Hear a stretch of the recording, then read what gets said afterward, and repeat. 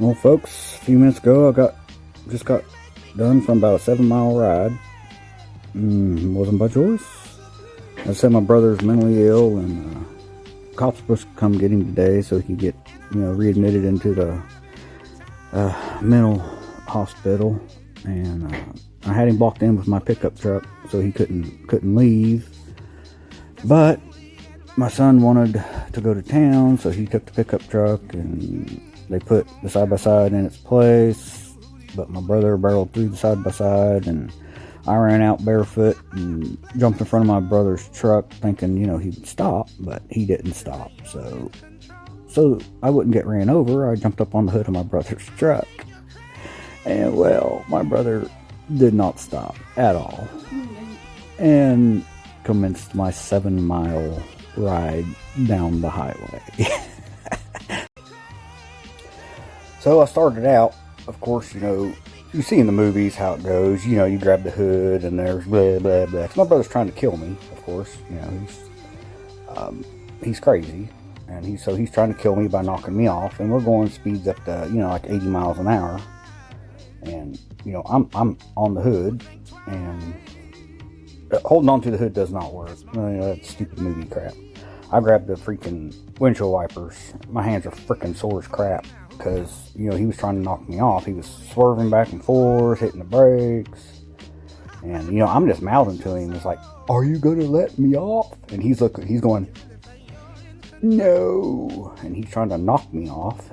And he's taking the curves. West Virginia's really curvy roads. He's taking the curves really hard. So I'm like, trying to hold on, It sucked. So, as miles go on and go on, my hands are getting sore and sore. And was it not for, he has a grill guard on his truck, was it not for that, I wouldn't have made it 7 miles. I'm telling you right now. I'd be dead right now. I'm just straight up freaking dead. Because you're not going to survive falling off a vehicle going 80 miles an hour down the highway. But luckily I got one of my feet, on the grill guard, so I was able to hold on for 7 miles, even though he was trying to throw me off. So I'm still here, so I can make TikToks, I reckon. Not really a huge deal if you think about it, because I survived. I reckon it'd be a lot cooler in some aspects had I not survived. Because I am a Blue Falcon, and everybody does hate Gillis. But anyways, that's my story. To say, some of my family saw this happening real time. My mom and stepdad, they took chase. My nephew, Jimmy Dean, he saw it. He took chase.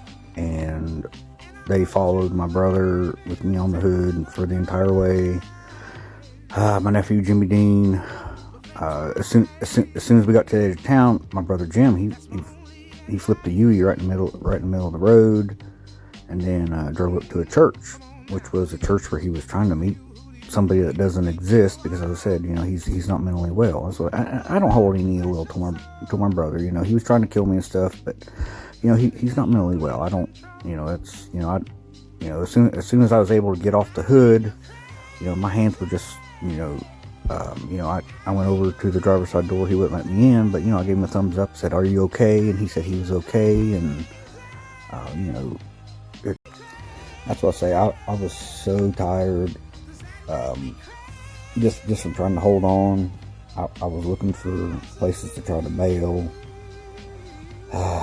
but there wasn't any. I was just so tired because he kept trying to throw me off so much, and it was like, every time he tried to throw me off, I'd look to see if the survivability of me falling, and it was generally zero. I mean, guardrail or oncoming traffic, it was just, survivability was generally zero. I mean, I could see it was zero, but, so that's why I would look, if there wasn't, like, there's a patch of grass over here, maybe I could try to bail on my own, but going so fast, it was 50 miles an hour, or 55, it's like, I just couldn't see it.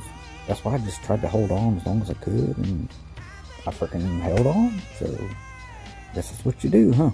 That's just a short call just a little bit ago to to see how I was doing. I really appreciate that. That's Jimmy Dean's mom. They live next door, but evidently there was a bunch of 911 calls coming through while I was on the hood headed toward town. So, because you know I don't do seats, I do hoods. You know that's how I roll. But yeah, it sucked really bad, guys. It sucked really bad. But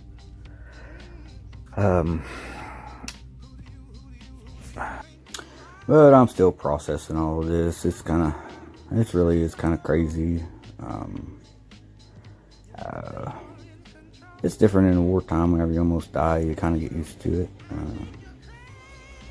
I guess this is a little bit different though, because it was my brother trying to kill me. So it was just kind of, you know, a little different. But oh well. Out of everyone's family, his best, you know, he tried to kill me. You know, it's not saying he should try to kill anyone, but it's best that it happened to me. I generally handle, you know, tense situations very well, and I reckon I did this one alright. Although, you know, I couldn't handle much longer. You know, 7 miles trying to get dumped off was not easy to do, and whenever we turned around, I thought, man, we're doing 7 more miles. I knew I was dead because I couldn't hold on for another 7 miles headed back toward my house. But luckily he pulled off the road, you know, pulled off at a church, and I was able to get off the truck. But he is being charged with the crime, and it may even be attempted murder. Everything's too new right now, so we don't know for sure.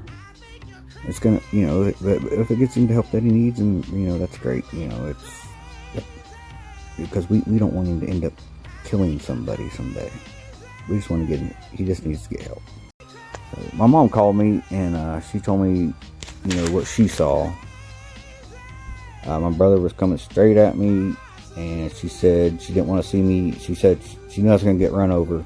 So she said she closed her eyes, and whenever she reopened her eyes, she said I was on the hood. She said she don't know how I got up on the hood. She just knew I was on the hood. So because she thought I was going to get run over, but somehow I got up on the hood. And I can't tell you exactly how I got on the hood. I know I did, but it was just a reflex, you know, so I didn't get ran over. That's just, you know, I don't know exactly how it happened. But I've been in situations like that before in the war in Iraq. I've had to climb up on a moving vehicle before to escape a crowd trying to kill me, and I can't tell you exactly how I got up on a moving vehicle, but I did. It just happens.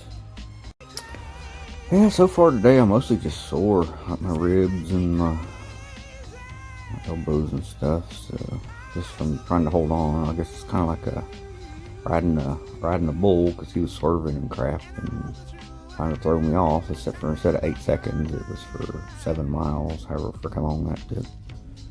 Going like upwards of 80 miles an hour, and I'm swerving and crap trying to throw me off. So it's mostly sore today, but I reckon it was. I guess if you could put I reckon instead of a surveyor, maybe I should be a stuntman, because I held on pretty good. Yeah, no safety straps or nothing. I don't know.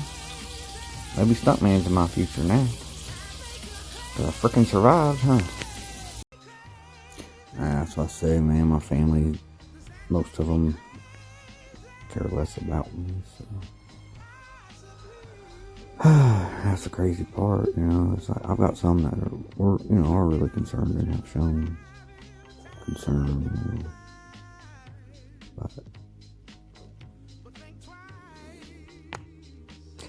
But I guess generally just because it's me, it's just, well, that's just Gillis. He went to war 3 times. He's just almost dying. That's just Gillis. Not even a phone call, not even a how are you. Just,